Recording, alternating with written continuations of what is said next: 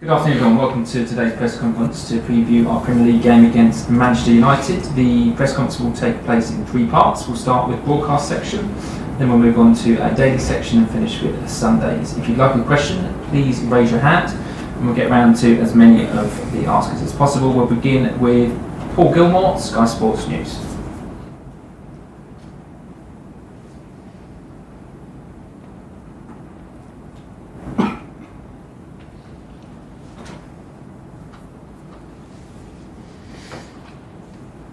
Hi Thomas. Hi. Thomas, can I begin by asking for an update on all of your injured players and in particular N'Golo Kante and Ben Chilwell, please? Yeah, of course. Nkova is still out for the game on Sunday. N'Golo twisted his knee a little bit and feels quite better since the game, but seems like he will be out for some days. But it's a matter of days, matter of 1 week maybe. We still have a little bit of hopes, but would be almost a miracle if he makes it. So we think about a week or so for N'Golo.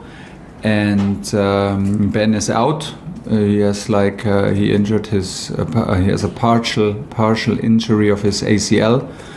And the decision is to treat it conservatively, and the next 6 weeks will tell the story, actually, if he makes it and will be fully available, hopefully, within this 6 weeks or after the 6 weeks, or needs a surgery after that. On Chilwell, is it a case of, as you say, treating it conservatively and then making a decision in 6 weeks about whether he requires surgery, and how long are you expecting to be without him? No, I expect now I only care about the 6 weeks. We are very positive because the first reaction of his body is very positive. So hopefully it stays like this. And now the full focus from everybody is towards the next 6 weeks and bring him back to the pitch and make him play. This is the decision after all the examinations, and this is a very responsible decision, so there's no rush in it and no pressure, but this is the reasonable way to do it. And so all the focus is now on the next 6 weeks. I know you're focusing on that 6 weeks, but can you rule out that this is an injury that could keep him out for minimum 6 months at this stage? But we need to talk about it again in 6 weeks. Maybe we don't need to talk about it because everything is fine, and this would be the best case, and then there's a worst case, and then there's some shades of grey in between.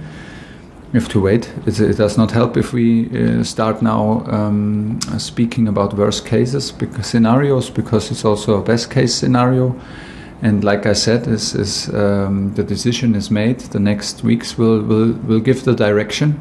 And if there are any updates, we can give you the updates. But right now, this is what we have.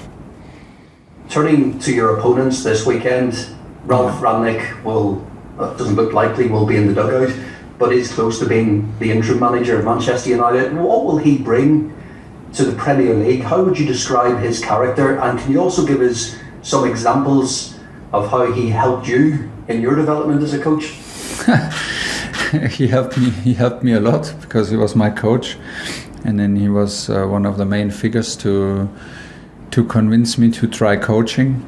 So he had a huge influence on all of us at this time, because he showed us that it's not necessary to follow people to the toilet in football games, because that was the belief in these days, that the defenders follow their strikers wherever they go, and he showed us that it's possible to defend everybody in a zone. But listen, I mean, before I get carried away and talk too much, he is not appointed yet, and let's respect everybody. Let's respect Ralf, his decision, and the club's decision, and when things are done, then we can maybe talk about it. Last one, Paul. I just want to ask you then about Ruben Loftus-Cheek. A few weeks ago you said that he has to show his full potential based on his performance against Juventus when he came on. Is it fair to say that the response from him has been overwhelmingly positive? Yes, but I did not say it to because I was not happy before. I was just mentioning this is. I would always like repeat it, even now, because I see the potential, and I think that he knows about his potential, and I think that he, as he was a academy player, everybody was very aware about his potential. But the thing is, for him, the next step is to show it to everybody. Everybody in the stadium must go home and know how strong Ruben is, and that is the next step, to actually put the potential on the street and drive the car as fast as possible. And this is what he's doing since many weeks. Otherwise he would not play. Otherwise there would be no chance for him to play, because this is about performance. And he deserves to play, and he deserved to play some weeks ago. And he's in competition with N'Golo, with Shorshi, with Mateo Kovacic, with Saul. So he's in one of the toughest competitions for minutes on the pitch. But I can only repeat, I am still happy with Ruben. He was part of a fantastic performance, and this is what we expect, because we can expect it from him, and we will stay very demanding because of his potential. John Southwood, 5-1. Can't hear you, John.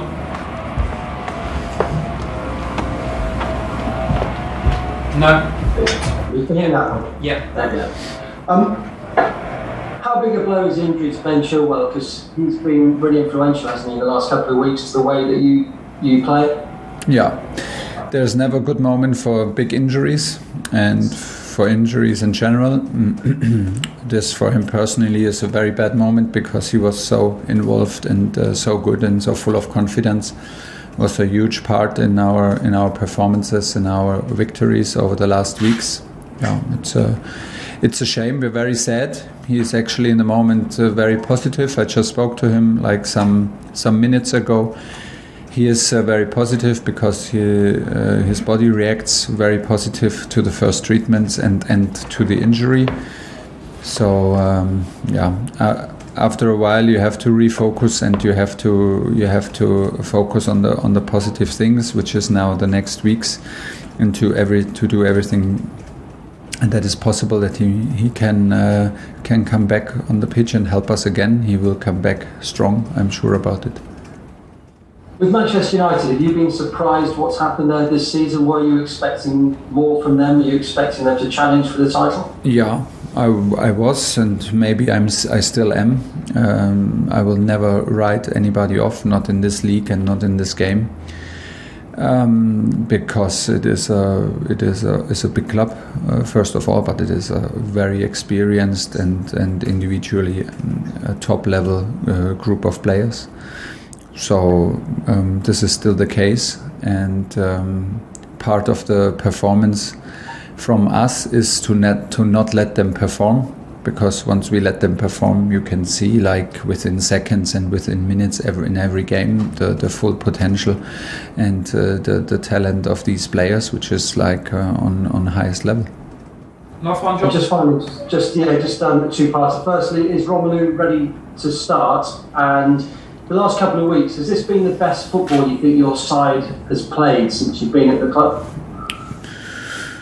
We are on a very high level, yes, a very high level, consistently high level. I'm not so much into judging if it is the best, the very best, second best, but it is very strong. We feel very competitive, and we feel that we have a good mix of discipline, of structure, but also freedom, and a certain sharpness and a certain grip in our games and performances, which makes us very happy and very competitive. Romelu is in training. If you ask the player, he would say, yes, I can start for sure. There is a bit of difference between ready for training and ready for games. Then there's also a difference, ready for games or Premier League games. This is another step. Listen, we only have 3 changes. The possibility that he starts is not very high, because we cannot be sure what happens in between matches, and we have to find the balance between, like, giving minutes, but also be absolute competitive for 90 minutes with the guys who play and who start. Thanks, Adrian. Hi Thomas, how are you? Thanks, I'm good. Good, excellent. Last season you kept telling us you were the hunters because you were chasing Man City, you were chasing teams in the Champions League. Now you're very much the hunted because you're the team that's top of the table, you're the one everyone's talking about. What do you expect to learn from your team this year that's different from last now that you're being chased down?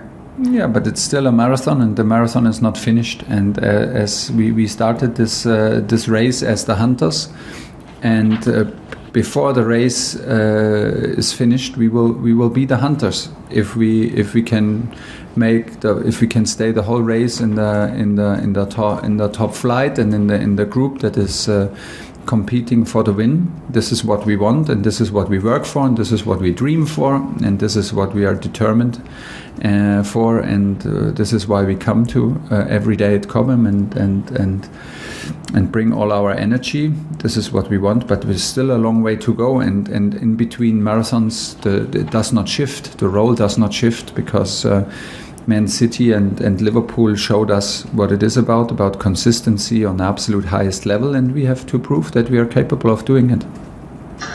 Sometimes in a marathon you need someone really young to help you along. Your academy players are helping you out at the moment, aren't they? Reece James, Trevor Chalobah, you mentioned Loftus-Cheek, Mason Mount, Callum Hudson-Odoi. Have even you been surprised at how good the academy has been at Chelsea to produce so many players that can go on and be top stars? Well, surprised, I don't know, surprised, but we saw it very, very quickly in training that we have some very good kids here, and what makes me maybe the happiest is how much they care about the shirt and the club, and how much they care about their career to make it here. This is very impressive and very nice to see. And like I said before, this makes it special, not only for me as a coach, but I think also for spectators, of course for our supporters, but I think for all people who love the game and love the teamwork in the game that can make the difference, because it is a fantastic mix between homegrown talents and still young boys who have the future in front of them, and have still not reached their highest level. They still can grow in personality, character, and also football-wise. And it's a fantastic mix between top players from abroad that makes it very exciting for me to work with. But I think that this gives also for spectators and guys who love the game a special feeling, and which is amazing. Last one from me. I know you don't want to talk too much about Ralf Rangnick because he hasn't signed yet on the dotted line, but I understand that you're one of his kind of disciples. You know, you're very good to you and helped you come through. But he's also known for being real front foot football, heavy metal, rock and roll football, like Jurgen Klopp as well. When we spoke last year, you said you were a little bit more like ABBA than rock and roll football. Are you going to have to change your style a bit? I told you I listened to ABBA because I was in love with a singer. That was in my first years at school, first 4 years at school, because I had to go to school, and I went by the shop where they sell the vinyl, and so that's why. The music was so. And if you play football like ABBA, I don't know if you make it through a Premier League season. Let's say not the whole season. No, we want to play every instrument, because I have the feeling in modern football that there are so many things demanded and so many different things demanded. It's so different if you play Manchester United, or after you play at Watford, then you play Leeds at home. There's so many different characters of the opponents also, that you really have to adapt, and to impose your style it gets harder and harder. And for that, we need to have answers. We need to have different styles. We need to find solutions. This is what we're trying to do. Last question in the broadcast, Alex. Hi, Thomas. How are you? Hi, good, thanks. 50 games in charge now, just 7 defeats, a record low, 24 goals conceded. Did you imagine it was going to go this well? No, but maybe that was a good thing. We had no time to think about stuff like this or get carried away. And I'm not the person to, if you can easily get carried away, or maybe you hold yourself down because you think it's not possible. It was very difficult to imagine it like this, because the decision was a very quick one, and the situation was that we were like 8 points behind Liverpool at this moment, and Liverpool were the fourth in the table, and this was the target to reach somehow Champions League qualification. What I can tell is that I was very surprised that it's already 50 games. It did not feel like 50. Time went by so quickly, but it was a fantastic journey so far, and I hope I make some more packages of 50 that I can add to it. Is it a good time to play Manchester United when they're unsettled, or is it a bad time when they're looking for a reaction? I don't know if it's ever a good time to play against teams, because that would mean we think that we know something or can predict something. You can see it either way. In the end, we will not lose too many minutes thinking about this, but we will give all our energy and focus on our squad and what we want to do right. We only have one game with Michael Carrick in charge to focus on and to analyze. Of course, we have some individual behavior and some group behavior that we think can be like that we can see as patterns and want to prepare our team for it.